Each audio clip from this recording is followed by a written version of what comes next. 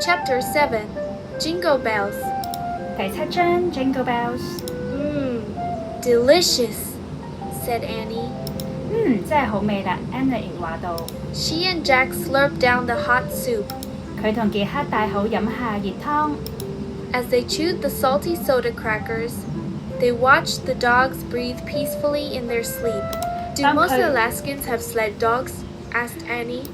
當佢哋咧咀嚼住鹹味嘅蘇打餅乾時，佢哋咧望到嗰啲狗喺睡夢中安靜咁呼吸。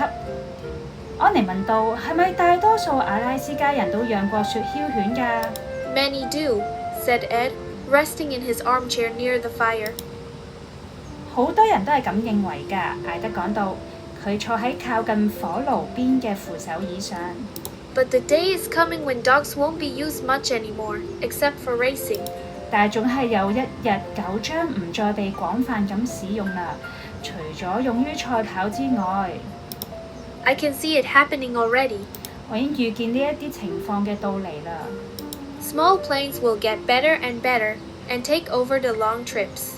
Cars will improve, and roads, too. Soon enough, we'll have vehicles that go through deep snow in no time. 我已經預見到呢一個情況嘅到嚟，小型飛機會變得越嚟越快，從而取代長途飛行。汽車都會改進，道路都會改善。好快，我哋就會擁有可以喺深雪中迅速行駛嘅交通工具啦。That's good in a way, said Jack. It'll help medicine travel faster. 從某程度上嚟講，咁係一件好事嚟嘅。傑克講到，咁有助於藥物更快送到目的地。But it's sad too, said Annie. 但係咁都會令到人感到難過喎。安妮講到。I'm with you, Missy, said Ed, looking at the sleeping dogs. 我支持你啊，小姐。艾德睇住嗰啲熟睡嘅狗講到。Breaks the heart of an old-timer like me.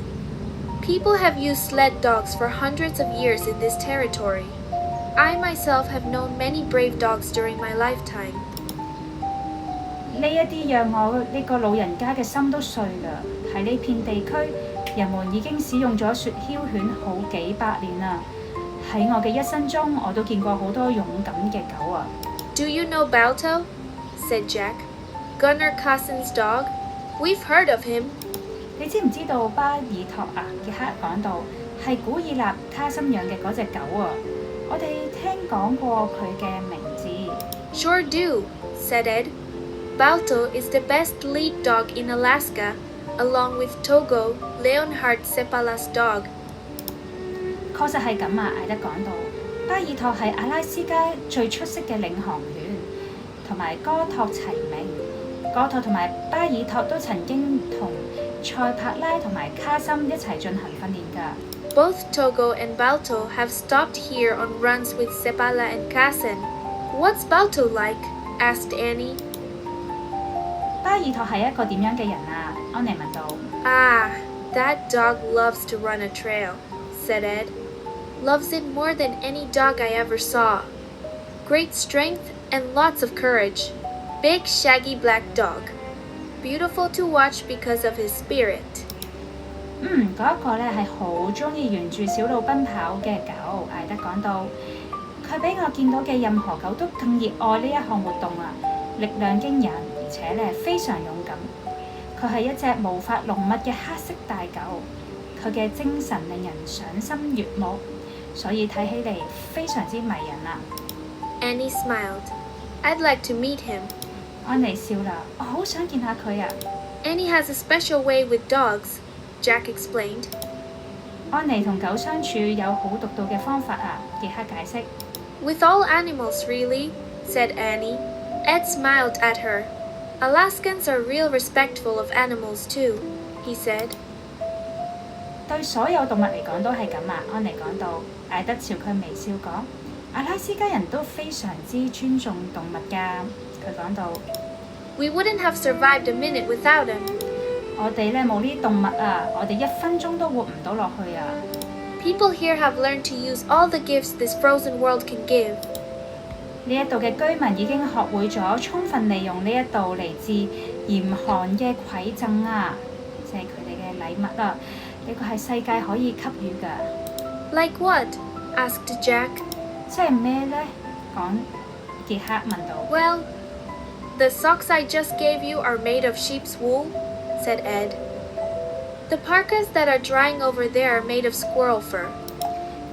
我啱啱俾你嘅嗰雙襪子係用山羊毛製成嘅，艾德講。嗰邊曬住嘅嗰件大衣係用松鼠皮製成嘅。We all wear sealskin pants and reindeer boots and fox fur hats. 我哋所有人都穿住海豹嘅皮膚、馴鹿嘅皮靴同埋狐狸嘅皮毛。I wear moose skin and caribou skin and rabbit fur. 我穿住駝鹿皮同埋馴鹿皮製成嘅衣物，仲有兔子皮啊。The medicine headed for Nome is wrapped in bear hide. The medicine itself is made from horse serum. 運往落母嘅藥係用紅皮包裹嘅，而藥本身呢就係用馬血製成嘅。What serum? said Jack. 血清係乜嘢啊？ The blood of a horse, said Ed. It has antitoxins to kill diphtheria. 佢係一個馬嘅血液，艾德講到，佢含有呢可以消滅白喉病嘅抗毒素啊。Wow, said Annie. So Alaskans get gifts from, she held up one finger after another. Sheep, squirrels, seals, reindeer, foxes, moose, caribou, rabbits, bears, horses. 哇！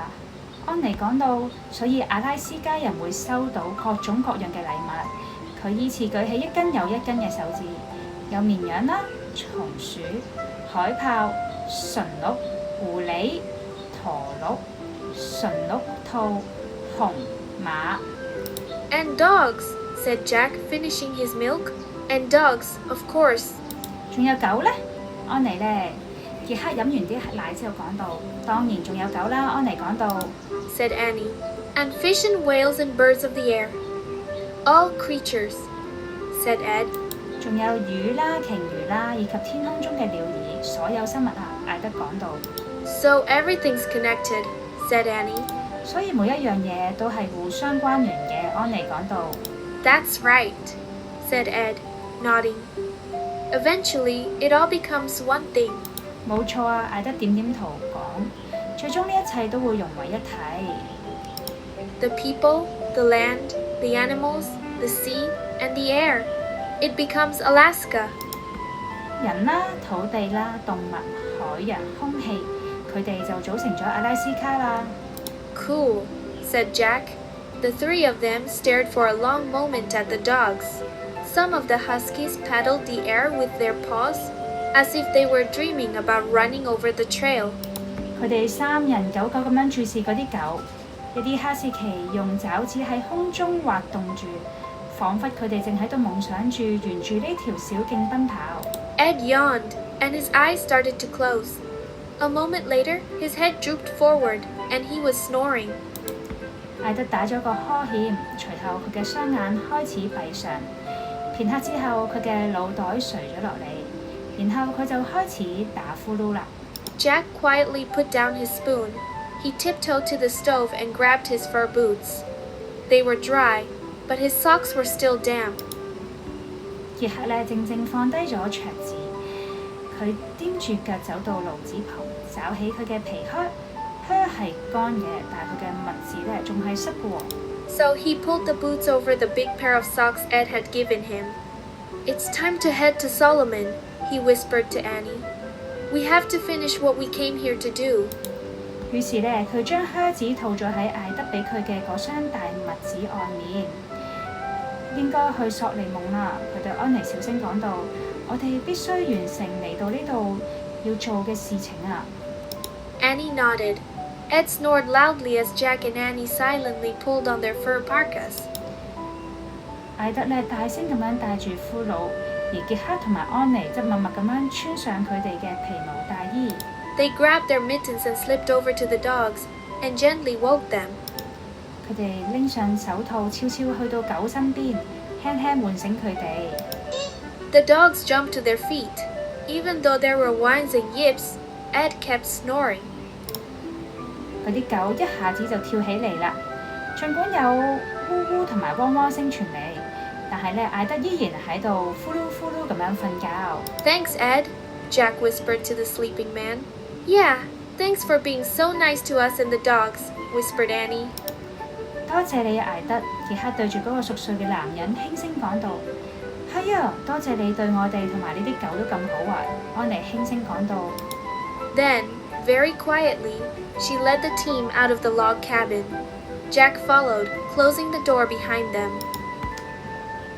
然後佢輕手輕腳咁樣帶住隊員離開咗木屋，傑克跟咗喺後面，關上咗門。Outside, the wind and snow were blowing wildly. 喺外面，狂風裹住雪花，肆虐咁樣刮住。Jack and Annie pulled off their mittens long enough to harness the team. 安妮同埋傑克脫下手套，以便咧可以解開馬具嚟俾佢哋套上缰繩。They nimbly hooked the dogs to tug lines, neck lines, and the tow line. 佢哋敏捷咁樣將狗繩、頸繩同埋牽引繩繫好。Ready? Jack shouted above the wind. 預備好未啊？傑克咧喺狂風中大聲喊道。I hope Ed doesn't worry about us when he wakes up, Annie shouted back. 我希望艾德醒咗之後唔會為我哋擔心啦。安妮咧回答。And ported. Safety. Jack and Annie pulled off their mittens long enough to harness the team. Oh man. I just thought of something, said Jack. What? 哎呀天啊！我啱啱諗到一件事啊！傑克講道。係乜嘢啊？ Stardust, said Jack, for Ed. 星塵啊！傑克講，係獻俾艾德嘅。Yes, said Annie.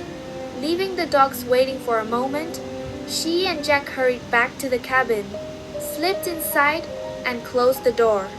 係啊，安妮講到，佢讓嗰啲狗咧先待一會兒，然後同傑克匆匆返去小屋度，留咗入去，關上咗門。Ed was still snoring. Annie reached into her pocket and took out the dark blue box. 艾德咧仲喺度打緊呼嚕，安妮咧將手伸入去口袋，拎出咗嗰個深藍色嘅盒子。When she opened the lid, the silvery dust shimmered like starlight.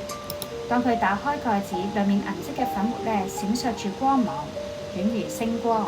She emptied a small amount into her palm and tossed the glittering dust into the air, whispering, We wish to be forgotten.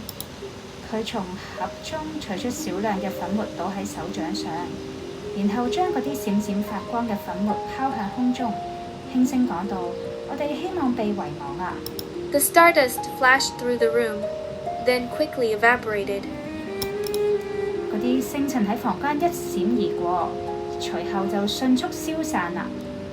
To Jack's amazement, the bowls, spoons, and cups were clean and stacked neatly on the counter. 令傑克好震驚嘅係，桌子同埋杯子都乾淨咁樣放咗喺櫃台上面，排列得整整齊齊。Jack's damp socks had vanished. The unopened soup can was back on the shelf. The hay was neatly spread across the floor.